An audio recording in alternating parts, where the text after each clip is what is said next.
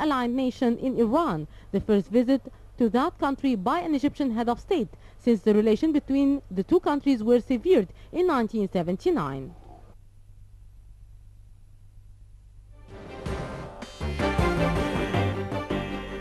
We're back, and Egypt and China again in the headlines, and investment between Egypt and China, the economic ventures.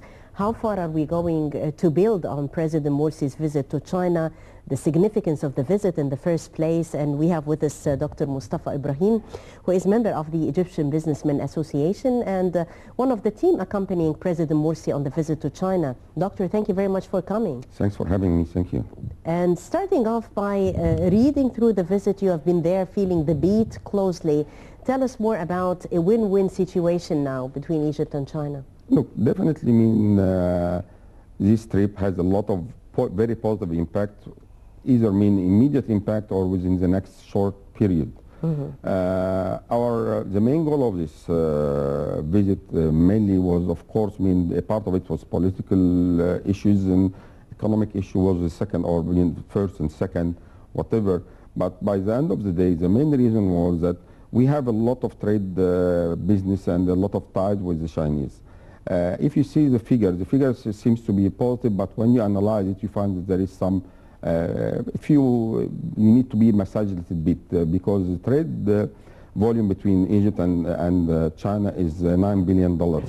And their direct investment, the Chinese direct investment in Egypt is only $500 million. Compared with the rest of the world, it's almost nothing. And compared with what China can offer, there is a lot of room to maneuver and add to this investment.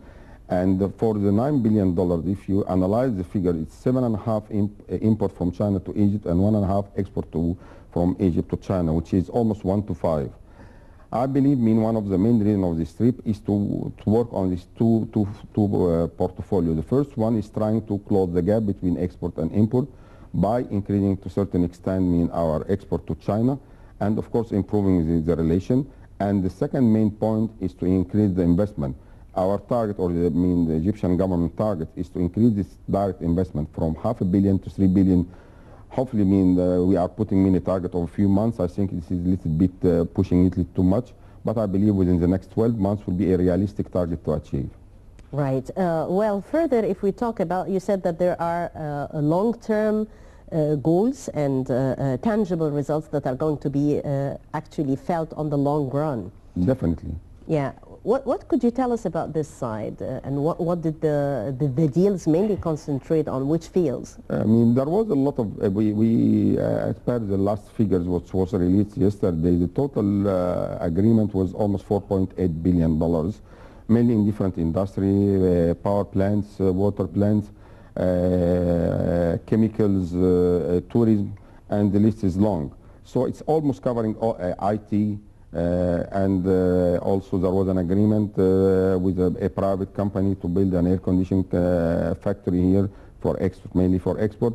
So there is a lot of opportunities. The total as a direct result of this visit was almost $5 billion, which is not bad at all. And if we continue this opportunity, or this trip, also it was less than 72 hours, actually it was 55 hours exactly. We opened the doors, but we have to continue with this path until we reach a good figures which reflect the power or the value of the relation, because China has a lot to offer, and also Egypt has a lot to offer to China. Right. So I think win-win situation. Definitely, and the Chinese see this is that way, and of course I want to cooperate with the Egyptian government. They see a new elected president. Our new government has a vision, not to rely on only one partner, which is the West or mainly the USA, whether to be a political only a solo partner, or try to find different alternative, actually to ease the pressure on us, whether to be when it comes to economy or to political decisions. Right. Doctor, if we talk about incentives that has been put on the table on behalf of the Egyptian side, regarding investments and projects to the Chinese, what did we offer? Look, there is the Egyptian part already offer a special area which is east of Suez Canal as an area for for Chinese factory, or it will be a special area mainly for Chinese investment in its nearest years now at this stage. And I believe there will be a lot of incentive when it comes to the value of the land itself or the cost involved. And of course, I mean, Egypt with their own agreement, special agreement like the COMESA, the Quiz, Agadir agreement, the Arab agreement, give you access almost free of custom duties for your product for a few markets. The value of this market is 1 billion people. So Chinese see the value, and they know if they come and invest in Egypt during the next period, that will be a win-win situation. Also, I mean, this was on the table before, but there was a lot of obstacles, there was a lot of bureaucracy. But after this visit, there was a commitment from both parts, from our parts to relieve them from most of these problems, and from their parts to come and really invest in Egypt. Right. Well, sir, if we talk about the Egyptian Businessmen Association, and there will be a role, of course, on your shoulders, the responsibility of following up on what is going to be achieved. Tell us more about the mechanism that you are going to work accordingly. Look, as we have mentioned, there was a lot of agreements signed. There was a lot of, we see that actually both sides saw the opportunity, or clearly saw the opportunity. There is no mean more individual effort. It will be mean more like a government, two government, not the government as a government. The government in this case will be as a catalyst that will help mean achieving the goal without interfering in it. So the roles mean it's not only mean the Egyptian Businessmen Association, but all mean the business people and the association to grab this opportunity, see what will happen next. And I believe with Mr. Hassan Malik, he is the head of the committee which will organize between the president and the businessmen in general to achieve the goals. And I believe, we had yesterday meeting with His Excellency, our President, Mr. Morsi, for 3 hours, and he clearly made this commitment that yes, the economy is one of our main goals and our main challenges, and I believe we have 8 ministers part of this delegation. All of them saw the commitment from both parts, and that they see that their own roles is to make this happening on the ground within the very near future. So it will be more like a teamwork. Part of it will be Chinese, part of it Egyptian, and if you go with the Egyptian, we'll find that the government part will ease all the problems and relieve them from most of the problems, and the associations and all the business people in Egypt will be a part of this win-win situation. Right. Dr. Mustafa, tell me more about increasing the capacity of trade between both countries, and this is also one of the goals. And how about tourism? Where was tourism on the agenda? Look, tourism was a main part of our agenda. I think that will be another visit from both parts, because as we speak now, China is the biggest exporter for tourists worldwide, and at this stage we are not taking in even a portion, even a small portion or fraction from this tourism. We believe that our goal is to have within the next 12 months more than 1 million Chinese tourists coming to Egypt. We will try to accommodate this because again this type of market, then there's a special treatment, the special food, the way we need also some tour leaders who speak Chinese and so on. So there is some logistics to be fixed before we achieve this. But I believe this is one of our main targets, because again, if you are suffering because Europe and the States and your main traditional market are suffering at this stage, and again it reflects on you, besides that we have our own problem, we have to think about the outside the box and see other alternatives. And definitely China, and actually not only China, all the East will be should be a target for us within the next few months. Not only Malaysia, Indonesia, and all these areas could be also a big source for tourism in Egypt. Right. Dr. Mustafa, tell me more about the reception of the Egyptian delegation of Egypt's new president, about ventures with Chinese businessmen. They saw eye to eye definitely on more than one important issue. What were the discussions centering on, and at the same time, how was it reflected in the press? What did the Chinese headlines came? Actually, it was having a very good coverage through the press. we saw I think in the first time for a very long time, the Egyptian flag in the squares and the streets there. That was also, we were proud of seeing the Egyptian flag in the Beijing roads and so on.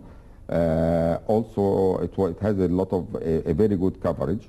We have, it was well organized from in both the B2 business meetings. We saw about 200 companies come to these meetings. Most of them are very keen to listen, to negotiate, to open discussions. I believe that the result will be very positive in the very near future. The society saw me, or the Chinese part saw this visit as a great opportunity, especially in this timing, for Egypt and China to build on their relation. There was a lot of missed opportunity for both parts for the last 10, 15 years. I believe that will change very soon. And that's one of the main points that was actually highlighted in the press and media coverage in China, that this is an opportunity, not only from the economic part, but also from the political part. China sees Egypt as the heart of the Middle East. They know the value of Egypt in general and the impact and the influence in the Middle East, and at the same time they believe that we can do business together. China, from the economic point of view, they are very hungry for any raw materials. Egypt can supply a lot of that, and I believe they need also to start, China start to put some impact in the political area or arena now, and the Middle East for them it's very, very crucial, because not only Egypt, but also it's a source of raw material, especially oil for them, and they need to have some influence and to start having their own footstep here. Right. And I believe this trip could give them, open them the new doors to achieve this goal. Right. China's interest in Africa, you've mentioned, Doctor, that there is of course an interest in Egypt. Egypt is in Africa and also in other countries. Is it only for oil? Not only for oil, for all type of raw material. Africa is now, after the last 10 years, there was a lot of discoveries between oil, uranium, steel, all type of material and gas and so on. So the main situation, China, the expectation is to be the first economy by 2015-17, within the next few years. But to achieve that, they need to have a secured pipe of raw material and energy coming to them. And that's why they are very keen now to play the economy and the political game together. So the political move will secure for them what they need from raw material and so on. It's the same very, very similar to the Turkish thinking, by the way. They do that. So I believe Egypt will give them this opportunity, and I believe if we play our cards in the right way, it will be a very good win for the Egyptian economy in general. Hopefully this will happen. Dr. Moustafa Ibrahim, member of the Egyptian Businessmen Association, thank you very much for coming, especially at this timing while you have just landed safely at home. My pleasure. Thank you very much, sir. And ladies and gentlemen, we were discussing more about the fruits that